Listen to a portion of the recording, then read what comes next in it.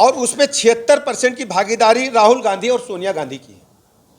जो नई कंपनी बनी यंग इंडियन, उसमें 76% की भागीदारी राहुल गांधी और सोनिया गांधी की है। इस बात का जवाब राहुल गांधी को और कांग्रेस पार्टी को देना होगा। यंग इंडियन के माध्यम से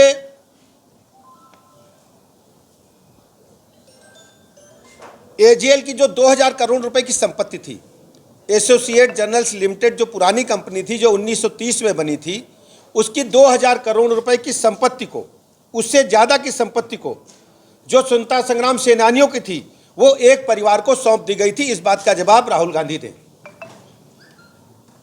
राहुल गांधी सोनिया गांधी की यंग इंडियन कंपनी, उनका डोटेक्स मर्चेंडाइज जो एक कोलकाता की हवाला कंपनी, उसके साथ क्या संबंध है? डोटेक्स मर्चेंडाइज कंपनी है जो कोलकाता की है, उसका राहुल गांधी और सोनिया गांधी और कांग्रेस पार्टी से क्या ताल्लुक है? इसको राहुल गांधी जी स्पष्ट करें। इसमें मुख्य तथ्य आपके समक्ष में रखना चाहता हूं। 2010 में एजेल के सारे शेयर गांधी परिवार की यंग इंडियन को ट्रांसफर कर दिए गए।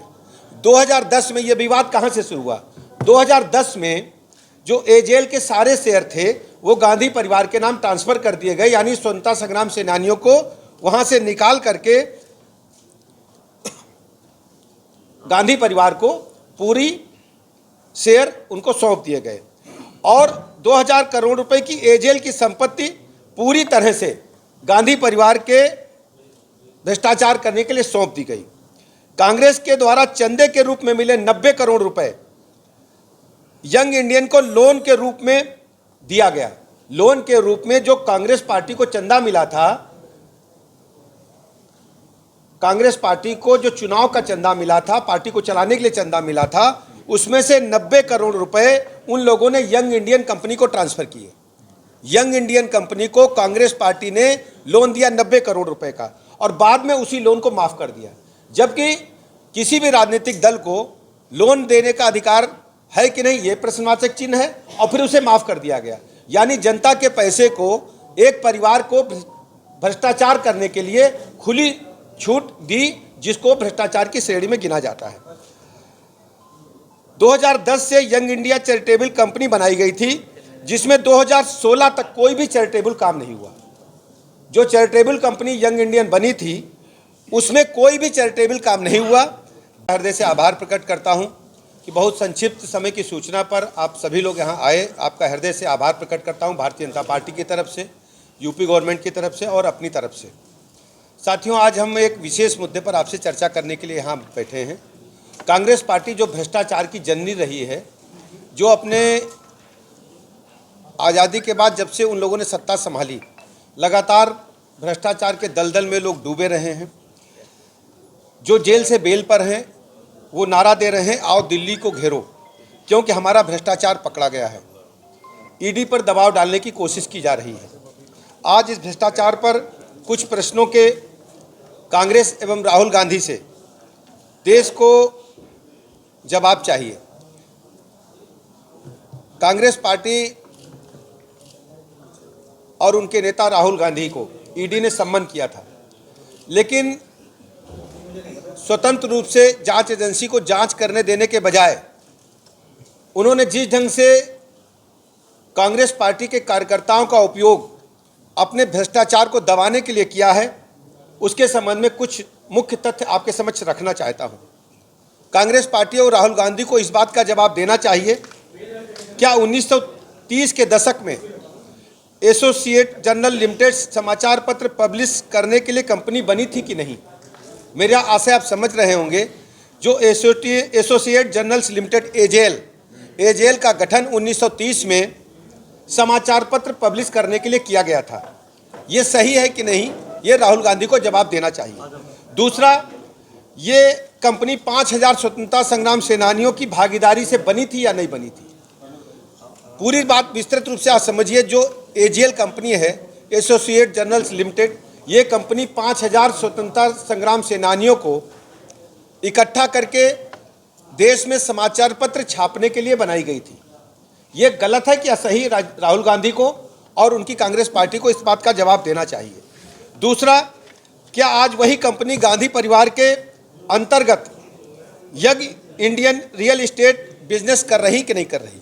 उन्होंने जो नई कंपनी बनाई है यंग इंडियन, वो रियल एस्टेट का बिजनेस कर रही कि नहीं कर रही? इस बात का जवाब राहुल गांधी को और कांग्रेस पार्टी को देना चाहिए। मेरी बात आप समझ गए ना? पहले कंपनी थी एजेल, जो 5000 स्वतंत्रता संग्राम सेनानियों ने 1930 में बनाई थी, और दूसरी कंपनी इन्होंने बनाई यंग इंडियन, वो रियल एस्टेट का बिजनेस कर रही है कि नहीं? इस बात का जवाब राहुल गांधी दें। तीसरा सवाल है, 2010 में 5 लाख शुरू किया गया, रियल एस्टेट मतलब प्रॉपर्टी डीलिंग का काम शुरू किया गया। 2019 में दिल्ली हाईकोर्ट ने पूरी एजीएल और यंग इंडियन के बीच जो शेयर ट्रांसफर हुए थे वो भ्रष्टाचार से प्रेरित दिल्ली हाईकोर्ट ने कहा था और वो साबित किया था। गांधी परिवार के पुराने भ्रष्टाचार को छिपाने के लिए दिल्ली को घेर करके आम जनता को परेशान करने की नीयत से कांग्रेस पार्टी ने जो घिनौना काम किया है, कांग्रेस द्वारा गांधी परिवार के भ्रष्टाचार को दबाने की भारतीय जनता पार्टी घोर भर्त्सना करती है। और आप सब जानते हैं कांग्रेस पार्टी जब जब सत्ता में रही है तब तब इन्होंने घोर भ्रष्टाचार किया है। इस बार जनता के पैसे को लूट करके उसे छिपाना और जब जांच एजेंसी अपना काम करे उस पर राजनीतिक दबाव बनाना, ये कांग्रेस पार्टी का कुकृत्य है। आज राहुल गांधी से ये सवाल है, ये सवाल जो हमने सवाल है पटेल जी। जी, पहला सवाल ये है कि भाई साहब आप ही सवाल सारे राहुल गांधी से कर लेंगे तो ईडी के पास वो क्या कर रहे हैं? ये तो सवाल ईडी कर रही होंगी। मेरी बात, ये सोच रहे थे पहले मेरी बात आप सर, मैं सवाल कंप्लीट कर लूं। मगर ब्रजेश पाठक मेरठ आए तो समाज सेवा प्रदेश की कैसी है उस पर बात कर रहे होंगे। और दूसरी बात ये कि 2016 से ये केस दर्ज है ईडी के पास। राहुल गांधी गिरफ्तार कब हो रहे हैं अगर उन्होंने? देखिए मैं बता, देखिए ईडी अपना काम करती है, स्वतंत्र जांच एजेंसी है। राहुल गांधी को जवाब देना है। हमको तब प्रेस कॉन्फ्रेंस करनी पड़ी इस विषय पर जब ईडी ने राहुल गांधी को कॉल किया और पूरी कांग्रेस पार्टी राहुल गांधी के भ्रष्टाचार को बचाने के लिए ईडी के दफ्तरों पर प्रदर्शन के लिए गई। मैं भारतीय जनता पार्टी का नेता होने के कारण, एक कार्यकर्ता होने के कारण मुझे लगा कि जनता के समक्ष हमें बताना होगा कि वो कौन से सवालात हैं जो अखबारों की सुर्खियां बने हैं, जो पब्लिक डोमेन में हैं, उन्हें मैं सार्वजनिक करूं मीडिया के माध्यम से। एक एक प्रदेश की जनता को, देश की जनता को पता होना चाहिए, मालूम होना चाहिए कि कांग्रेस के नेता राहुल गांधी ने क्या क्या भ्रष्टाचार किया है। इसलिए मैं मीडिया के समक्ष आया। अब स्वास्थ्य सेवाओं पर यूपी के जहाँ तक जिला अस्पताल की बात है, क्योंकि कोरोना की ऐसी महामारी देखी है जब आप स्वास्थ्य मंत्री नहीं थे, अब ब्रजेश पाठक स्वास्थ्य मंत्री हैं, तो जो डॉक्टरों की कमी है सर जिला अस्पताल, मैं पूरी बात स्पष्ट कर दूं। आज हमने जो विषय रखा है ये भारतीय जनता पार्टी की तरफ से हमने अपना स्टैंड रखा है, आम जनता के बीच इसे आना चाहिए इसलिए। और जो स्वास्थ्य महकमा का सवाल है, अभी हमने लगातार काम किया है, आपको मीडिया में और सोशल मीडिया के माध्यम से सभी को जानकारी है। हमारी सरकार आम जनता के और सबके स्वास्थ्य के लिए प्रतिबद्ध है। हम मरीजों को भगवान मान करके अस्पताल परिसर में सेवा करेंगे, उनको संतुष्ट करेंगे, उनके चेहरे पर मुस्कान लाएंगे और हर व्यवस्था वो करेंगे जो एक मरीज को चाहिए। बहुत बहुत धन्यवाद।